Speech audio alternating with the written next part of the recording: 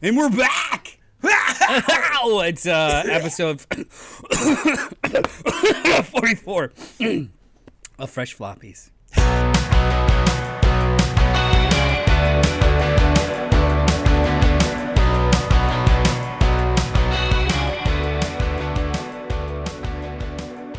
What's up to all our sidekicks and henchfolk out there in the Geek Nation? You are listening to Fresh Floppies. We took a little bit of break, but we're back. We're going to talk about the newest books that are on the shelves today, and we're going to avoid spoilers. Nailed it. Wow, that was really well done. We haven't done it like that efficiently in a while. I feel like maybe we should just kill some time. First time. You just want to talk about like how you been? I'm not feeling well. My lungs hurt. Oh. Yeah. Oh. But comic books made me feel better. Starting with Ultimate Spider-Man number 3 from Marvel by Hickman and Chichetto and Wilson. You were about to say Brian Michael Bendis, weren't you? I was, yeah. Jonathan Hickman is his name. Marco Chichetto, Matthew Wilson, VC's Corey Petit. What did you think of this book? Oh, how can you... So really liked issue 1. Yes. Really liked issue 2. Yes. Really like issue 3. Yes. This is starting to become the Captain America by Brubaker problem. Oh, it's just, what do you say differently? What do you keep saying differently other than just kind of like, I want to avoid just like relaying the cool things that happened in the plot that made me excited, but the same compliments are the same. Like, I love the pacing of this book. I love the tone of this book a lot. Like my favorite characters right now are Ben and Jonah. No, Ben and Jonah. Old Ben, Jonah. The old men pushed out by new media deciding to build their own new news empire. Yeah. I was like, this. I would read a book just this. The fact that the oldest son, Richard. The oldest son is Richard. Yeah. And Mary Jane are like in their own little bubble and world, and Peter is now out in the open to his youngest daughter, who's helping him create a costume. Like, there's cute, but there's also like a sense of pathos that I was missing in Spider-Man books. Like, I know I want to say this without sounding toxic. My favorite run is the J. Michael Straczynski run, where he's a substitute teacher. He's a little bit more mature. The beginning of he still has wild problems and makes really poor decisions, but he has a sense of lived experience about him that I really enjoy. I'm glad that they are telling different stories now in 616, but I did kind of miss this tone and this voice, so I really appreciate it. If you're a fan of it all, then you just feast. Yeah. This is great. Yeah, I agree. This is wonderful. There were a couple of things that sort of like, man, does every kid need to have either Richard or May as their name? I feel like every version of their children in different universes is May and Richard and Ben. It's like people name their children things other than the previous generation. Not Peter. Clearly. He is a boring white guy. And then, I keep talking about what feels like ultimate and what doesn't feel like ultimate to me. And I felt like this was a good opportunity to at least make the ultimate costume slightly different than the 616 costume. This is just the 616 costume. There's even a really adorable little trying on outfits montage that you get from like wedding rom-coms. You know what I mean? Or like prom rom-coms, and we still wind up with the exact same Spider-Man outfit. Can we just? This might be my favorite Spidey symbol.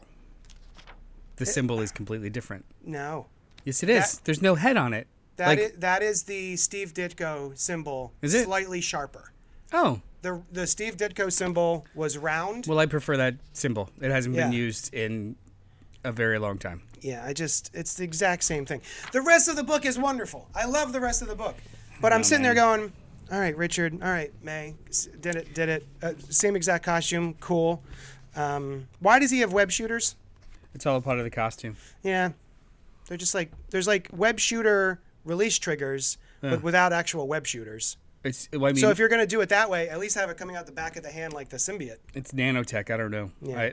They haven't described how any of it works, which seems like they're going to start to get to with the reveal at the end was cool. Goblin of it all. Well, the goblin reveal, whatever. But like the other reveal, The goblin that was of cool. it. Yeah, like I'm waving, I'm gesticulating my hand Yes. like a rainbow. The goblin Yeah. of it all. Yeah. Yeah. But yeah, it's delightful, fun. I like seeing older Peter trying to figure out what to do. So when we talk, two things. When we talk about the ultimate of it all, I think if they change too much or if they go out of their way to make it different, you get something that's wildly over-designed like the Black Panther costume. Sure. But then I also think of Ultimate Spider-Man, the OG Ultimate Spider-Man. Spider-Man remained almost a consistent kind of figure in across the board, just younger. Yeah. And the ultimate of it all was everything around him. Yeah. In that book, and this feels the same, which I kind of like. There were some times in the Ultimate Universe where they were like, that's clearly just Matt Murdock in the same exact costume. Yeah. But when it comes to Spider-Man, I almost prefer it. Like he is a constant in every like kind of version, and everything else is wild around him, which I'm cool with. And I like this older guy. I dig it. Marco Cicchetto is the man. The art's great. He's taking a break the next 2 issues. Ah, come on.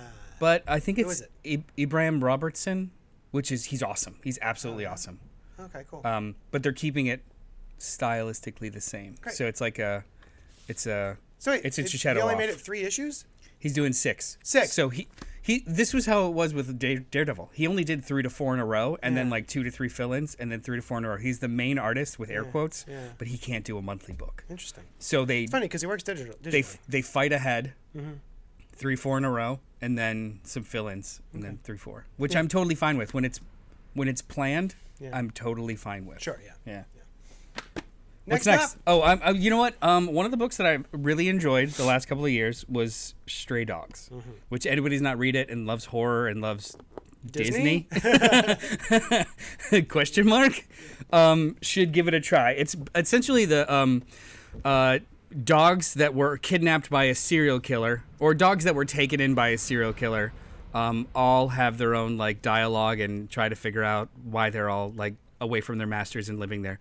What's cool though is all the dogs have short-term memory loss, which dogs do have. So it's like a murder mystery from the perspective of dogs that don't really have good memories other than senses and smells. It was wonderful. Super good book. By Forster and Fleeks. Yep. What's her first name? Forstner and Fleeks. We got Tony Fleeks and Trish Forstner. Forstner.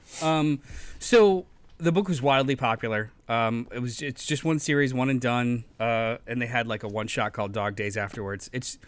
It's really just one mini series. They announced their new series called Feral, which is focused on cats, house cats that are lost and become stray. I don't want to talk about what this book actually is. Okay. Because I think it's a fun surprise. Yes. Those that are expecting it to be just like a stray dogs, but with cats. Yeah. It's not the same. However, it is very rooted in horror. Yes. Horror cliches and homages. Yeah. The art is the same Disney-esque kind of wide-eyed animals that are talking to each other, yet they're in circumstances that make you feel sick to the stomach because, these cats aren't going to make it. Yeah. I really enjoyed this. I like this. And I was shocked at the end, in the end letters. I don't know if you read the letters. No. This is an ongoing. What? Yeah. Oh. I thought that this was going to be another, mini-series. Yeah. And after reading it, too, I'm not sure how... I can't imagine how long this goes, but... He announced, he was just like, hey, the biggest difference is that this is an ongoing, and please send us pictures of your cats, and we'll print them. I was like, okay. That's funny, because I just tweeted today, and I tagged both of the creators, my cat, Tiger Durden, reading this issue of Feral.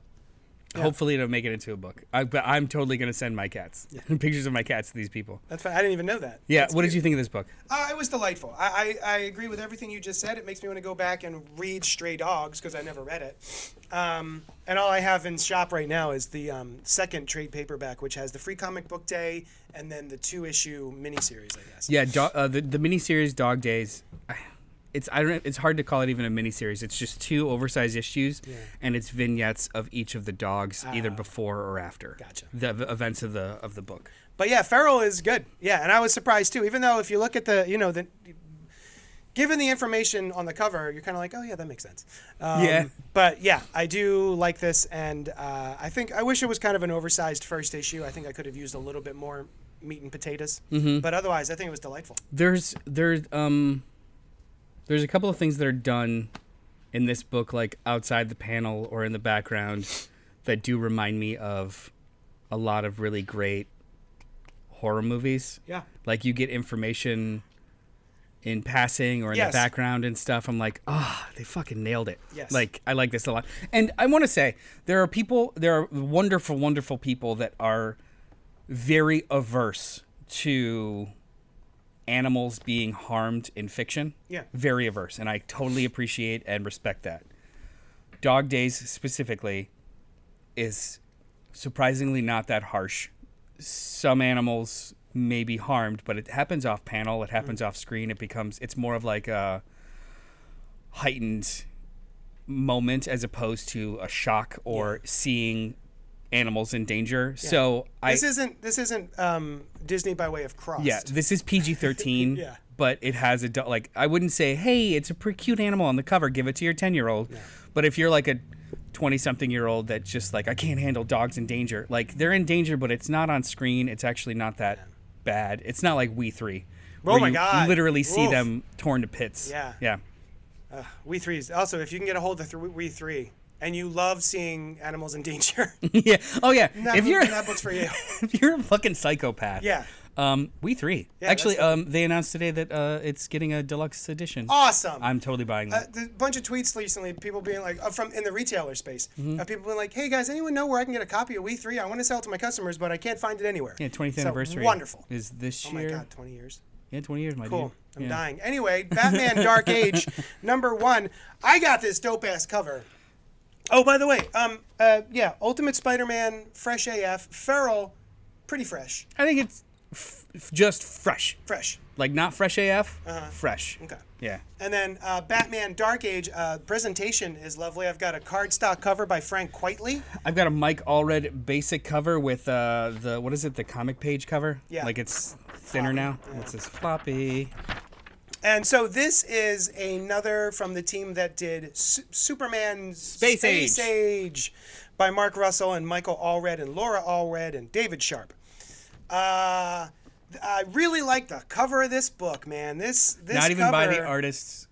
Frank Quitely, I'm glad to see him. Very cool new costume take. Not in the book. Not in the book. Well, it is in the book. It is in the book. Oh yeah, I guess it is. It is in the book, sort of. This book was not for me. I thought some of the writing was actually quite clever. I have nothing against Mark Russell. I love Mark Russell. I think that his dialogue is pretty fun. There was a couple of scenes where I actually LOL'd, as the kids say, or said 10 years ago. Has the memory loss gotten any worse? How the hell would I know? Like stuff like that. But as let's talk about the plot of this book. what is it? So we start. Old man. Crash cut. Wayne. Media res. Yeah. Old man Wayne. He has suffering from early stages of dementia in a retirement home. He's asked. He's a cantankerous old man, kind of a cad. He's asked by his physician to start a journal because his memories are leaving. Put your memories in it. Which is really funny. When she gives him the book, he's like, he opens the pages, it's empty. He's like, seems like a light read. Yeah. Yeah. Very fun, great. very cute. Yeah. And then he starts to reminisce, and we've read this story a gajillion times. You're expecting him to retell his origin, which he starts to do, and it's wildly different in every way than the origin we're familiar with. Yeah. Now, as written, I was totally down, and this was interesting, and where is this going? And if it's going where I think it is, where it ends, where it puts Bruce at the end, I'm like, this might be really interesting. Yeah. I am not a giant fan of Mike Allred's staging. No. I like his art. Yeah. His action, his staging, his pacing, it just kind of bores me. Oh my God, yes. And I don't understand it. I don't understand. He has been working for so long. And I just don't understand why. none of the action feels immediate. No. There's a scene where a character does like a sidekick, and it just looks like a sticker put on top of a background. That actually happens a couple times. There's Bruce in the cave, and it just looks like a sticker slapped on a background of bats and cave. You know, he's not actually in the scene. It's very frustrating for me because there is so much that I like about Mike Allred's art, but really, yeah, it's the. This is a very contemplative book. Like, there are long, not drawn out, just longer scenes of Bruce having a conversation with a stranger, Bruce learning something from Alfred, Bruce being a piece of shit. Yeah. He is a entitled TikTok style asshole rich kid. Yeah. And that doesn't change. There's a couple of scenes in here where it's just kind of talking heads, boardroom, a waiting room of a police station, a courtroom, that are a comedy club. Yeah. Absolutely wonderful and works. As soon as it steps outside of that and does the kind of quick pacing of it all, it becomes very dry. One of Mark Russell's other contributors, other partners that he's done a bunch of books with is Steve Pugh. I think Steve Pugh would have been much better service for this book than Mike Allred. Mike Allred has a bright colored pastiche stilted kind of 60s feel, and even though that's the era that this book is kind of in, I don't think it services the story. I didn't finish Space Age. I read the first issue and I was like, okay, no, wasn't for me. Just like this wasn't. But that was less different. Like, this is so far wildly different from the origin. That first issue was just like, of Space Age was like, I've read this story before. This is different, which I did appreciate. So if you liked Space Age, you're gonna love. I hope you're gonna love this, and I might be interested in reading it some other day. Like, I love Mark Russell. He's one of my favorite writers. I know. And he's the only thing that would have kept me on this, because the Allred of it all probably doesn't really do anything for me. Yeah, I'm good. I'm off. Yeah. Barely fresh for me. Fresh enough. Hey, I want to talk about a book. From two masters in this space, the space of comic books, printed periodicals of kinetically drawn Daring Do? Jimmy Daring Do. Oh, that's my lawyer name. Jimmy Daring Do. No. Like Bob Loblaw. Yeah. I want to talk about Masterpiece number 4, written by Brian Michael Bendis, with art by Alex Maleev. Oh yeah, that guy. Who's actually drawing in this book. Whoa! Yeah. Jump back. One of the conversations happening in like comic Twitter and comic spaces is AI art, as well as like tracing and or repurposing pictures. People, artists have been doing it for decades. They've been taking available images and reworking them or tracing them and whatnot, and putting them in Jack panels. Kirby. Yeah, that is not new. No. And it's fine. It's when you they don't erase layers, or it's just really, really bad. Yeah. Photo referencing is never a problem. It's just the laziness of it. And Alex Maleev, I guess, sometimes in the past has been guilty of a little bit going a little too fast. Yeah. Forgetting to turn off the photo layer he just traced. Yeah. In his Photoshop document. This is not big to Alex Maleev. This is, I have time to do a whole 6-issue miniseries in Alex Maleev, so check it out. See that. I haven't read it, so hold on. So, this is issue 4 of this series. I don't remember if we talked about the first or second issue, because I was really jamming on this. I know a lot of people have feelings about Brian Michael Bendis, and I respect your feelings, but come on. But come on. But also, you can't completely negate his contributions to the medium, not at all. So this story is drawing mostly. This is right. Nice. There's some action in here. It reminds me of some of his earlier Daredevil stuff. Yeah, really good. So the plot of this book is so wonderfully different. There's a young girl named Emma who lives with her adopted foster mom, and in school one day, she's like 14, 15, she draws webtoons. One day, FBI agents show up in her classroom and take her out. You find out that they are fake FBI agents. They were sent by this crazy big movie producer named Zero Preston, who has a beef against her parents who she's never met. Then you find out that her parents were actually the greatest of greatest thieves. All of these movies that Zero Preston produced were stories of theirs, and they had stolen so much from him, and he's now going to take it out of the girl. That's right. And her actual name is Masterpiece. I read this. Yeah, you read the first issue. I read the first issue. So the whole 4 issues so far have been this young teenage girl kind of not only coming into her own, but also putting a team together to fuck over this guy. Oh, I'm in. Some of it are newer, like people that she knows, like a hacker friend from school, a pickpocket that she knew in juvie, like, and then some of them are her parents' old people. Yeah. So like my favorite character is this guy named the Paragon. He is known for the last couple of decades of just walking into rooms and beating the shit out of people. Oh. Because he was always the enforcer in a team. So he's like 55, 60 now, and still can whip the shit out of people. So like you have these young thugs who are just like, that's the fucking Paragon. Yeah. Like, this is a wonderful and really funny book, and I read it and it has the tone and the pace of a really, really great movie, a really, really great TV series. Yeah. It is so fully realized that I'm just enjoying the shit out of it. I really want to go back and catch up with this. This is a really, really fun book that I don't think anyone's talking about. I think, so the first 2 issues were a little overly Bendis-y, where it's a lot of people talking over each other, half sentences. You have to kind of get into the staccato of how he writes. Yeah. 3 and 4 are just bangers. Nice. Like as soon as we get over the hump of setting the stage, like just bangers. This has been a really fun series, and I think it's only 6. Nice. Yeah, I would check that out. Yeah. Duke, number 4, last book of the week, from Joshua Williamson's Tom Riley and Jordi Belair. Mother Lover, Mr. Lova.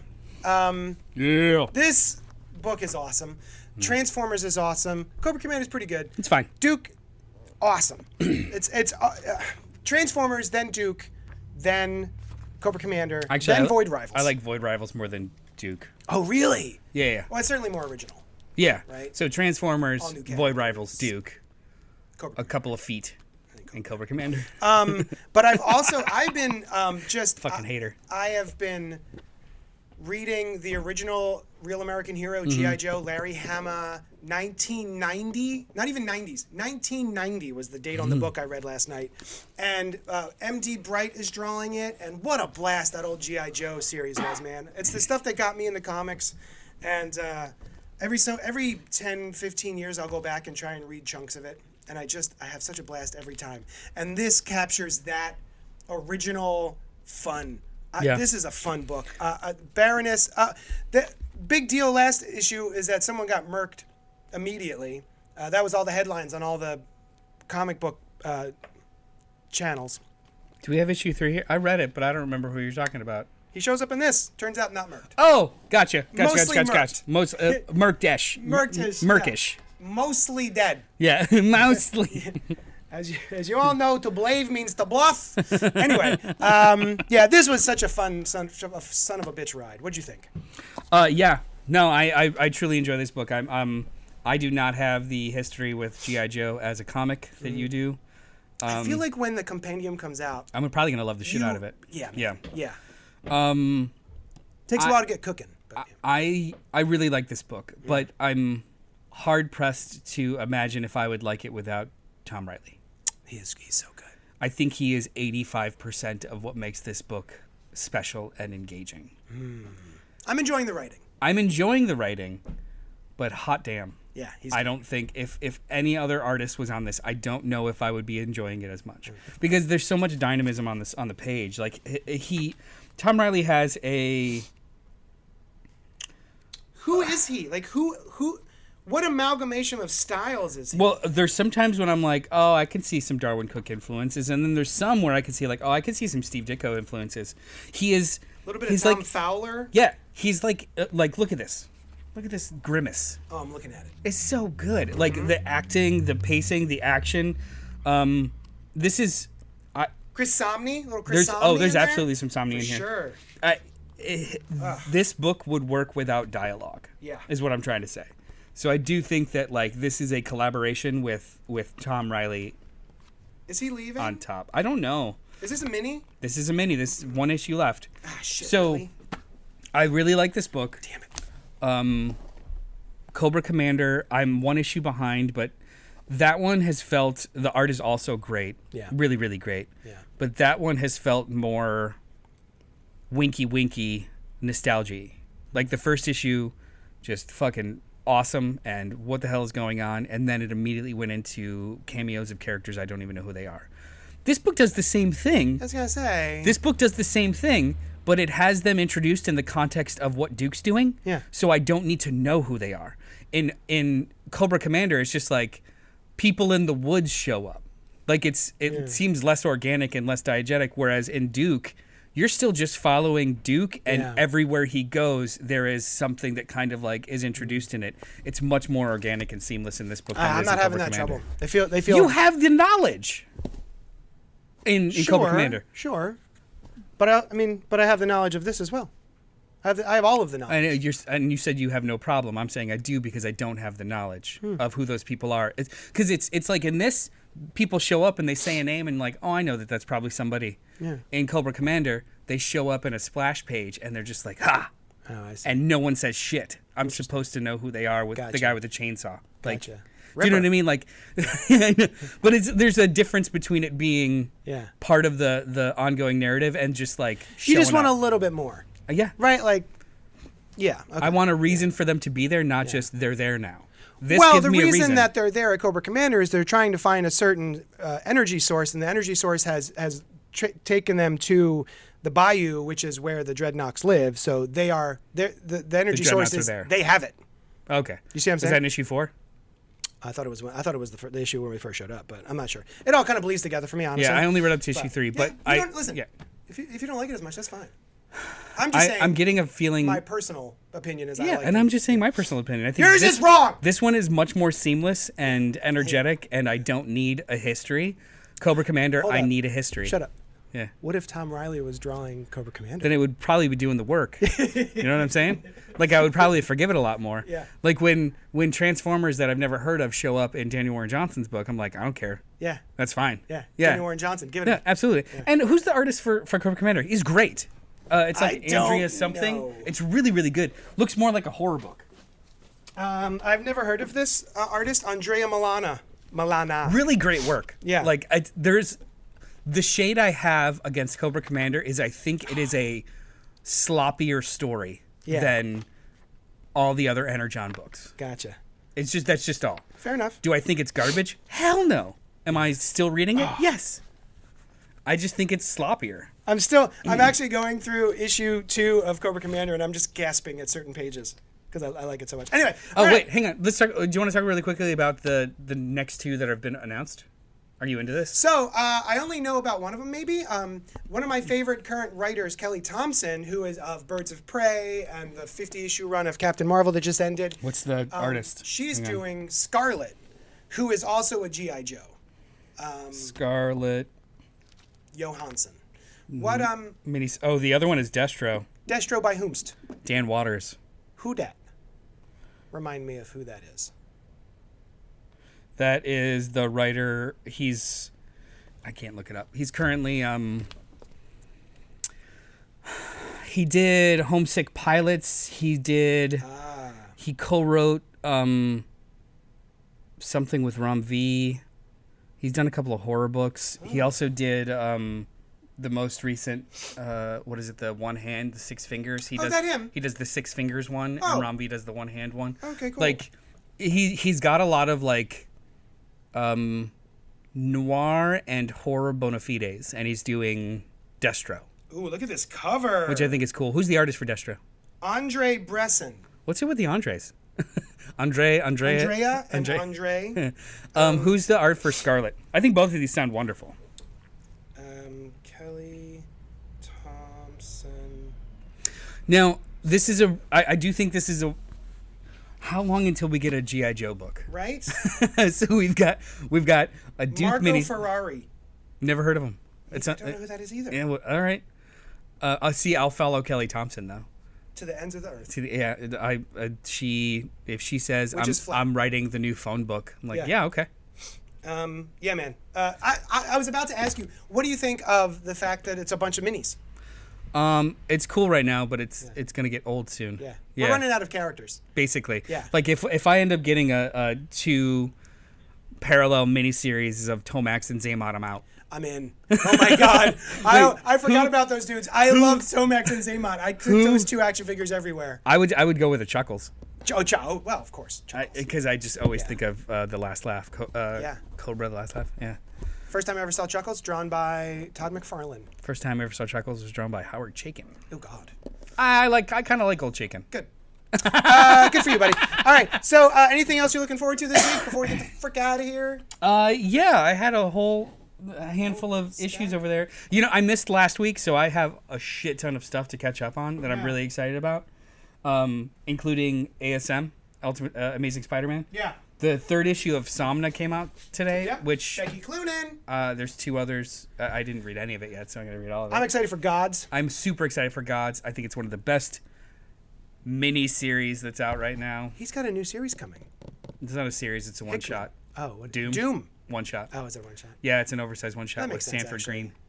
Oh, fun. Yeah, totally in. Nice. Yeah. Also, they're finally reprinting the Spider-Girl Mayday Parker, Tom DeFalco Spider-Girl series Never read it. from Nice. the early aughts, I think. There's I'm a new excited for that. There's a new Sam and Twitch that I'm gonna avoid. We don't like the artist. I just don't care about Sam and Twitch. I don't care about Spawn. Oh my goodness, me There's too. another Spawn. There's a future Spawn coming. The Future Spawn one is the only one that sounds cool to me. City. Rat City, a good because name. it's Erica Schultz Oh, I writing like it. her. Yeah, she's wonderful. Squirrel Girl. Yeah, She's and it great. has nothing to do with Al Simmons. I think like it's Right. just an AI in the future or some bullshit. I'm in. All right, so tonight on the live stream, we're going to be talking about the X-Men 97 Yep. cartoon. First- I got to watch the 3rd episode today. I gotta watch the 3rd one too. Yeah. Yeah, we should put that on. And something else. What was the other thing? We're gonna talk about Ghostbusters. You and me. Ghostbusters. Yeah, that's right. Ghostbusters after Not Frozen Afterlife. Empires. Yeah, Frozen Empire? Frozen Empires answer the call. Yeah, whatever. Yeah. All right, join us tonight on CultPop on YouTube. We love you, and we'll see you soon. Do. Oh, wait, hold on. Oh Shut wait, up. what happened? Hold No. on. Oh We got God. an email. Oh God. Oh, we have an email. We have an email. Chris St. Saucy Goodnight, longtime friend of the show, wrote in, and I don't have it ready. I'm here. Say some words. I'm gonna. So anybody that's been a longtime listener of just the Cult Pop stuff, Chris St. Saucy used to always write in. Took a little bit of a break, but he's back, been baby. messaging us on and off. It's been a while. Missed the last 2 weeks of Fresh Floppies, but not as much as you missed So did we. I Heart Skull Crusher. Or maybe you didn't and you read it and just didn't get to talk about it.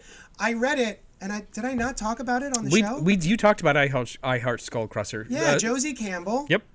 Sophie Campbell. Sophie Campbell. Very, very cool anime-inspired comic. It's a blast. Chris, if you haven't read it yet, also check out Arcade Kings. Oh, also, Chris, if you haven't read it yet, check out No One Left to Fight.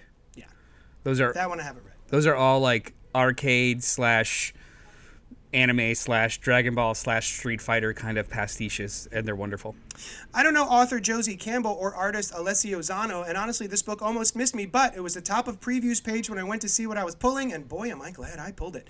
Frey, future Buffy, meets Tank Girl, meets roller derby with fun but not too serious art. It's an easy, automatic yes for me. What wasn't so great Uh-oh. was Ultimate X-Men. Uh-oh. It's staying on my list for now, but the art really doesn't do it for me, and I need it to justify being called Ultimate X-Men. Chris and Saucy, good night. Yeah, you know what, Chris? Even though we liked Ultimate X-Men a little bit more than you are not alone in that sentiment. A lot of people are really not liking this new kind of take on Ultimate X-Men. And honestly, too, I don't even know if there's been enough story told to consider anything a take. Like, it just doesn't feel like it's part of the grander Ultimate Universe at all. Nope. It feels like its own little mini-series that has nothing to do with anything, but that doesn't mean I'm not enjoying it, and it doesn't mean that it won't tie in eventually. yeah, I'm curious about how long it'll be like this. Yeah. You know, like I can't imagine. So it's written and drawn by Peach Momoko. Mm-hmm. I don't know what their process is like or how quick they are or not. Like a writer artist, something's gonna break around 6, 7, 8 issues. I don't know. Like we'll see. Yeah. And this might just be for all we know, Ultimate X-Men is an anthology series now. Who fucking knows? Yeah. Like, that'd like be neat. there's so much we don't know. Yeah. So like when we get into like the nitty gritty of like feels like Ultimate, doesn't feel like Ultimate, feels like X-Men, doesn't feel like X-Men. No fucking clue right now. Yeah. Except Ultimate X-Men or Ultimate Spider-Man. That's the only one that kind of feels, air quotes, normal. Mm-hmm. Yeah. Yeah. So I'm down. Nice. Oh, and they just announced the Ultimates. So That's right. let's go. By other people I don't know. Dennis Camp. Nope. And No idea. Juan Ferreira. Sure. Frigeri. Cool. He did Juan Frigeri did all the art for Al Ewing's run on Guardians of the Galaxy, which is good. Oh, okay, cool. Yeah. All right, guys. We will talk at you later. Do. I can say it this time. Do.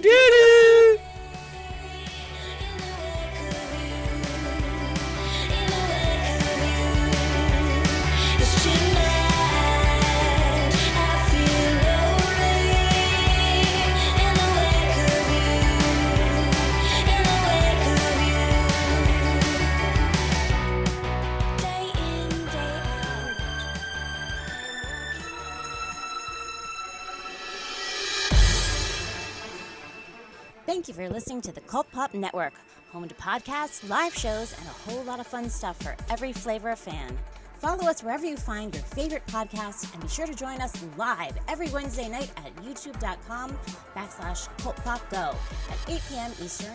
While you're there, be sure to subscribe to the channel and hit the bell icon so you'll know when we drop new Thunder Rounds and episodes of Fresh Floppies, a spoiler-free show about single-issue comics released each week. Until then, we'll talk at you later.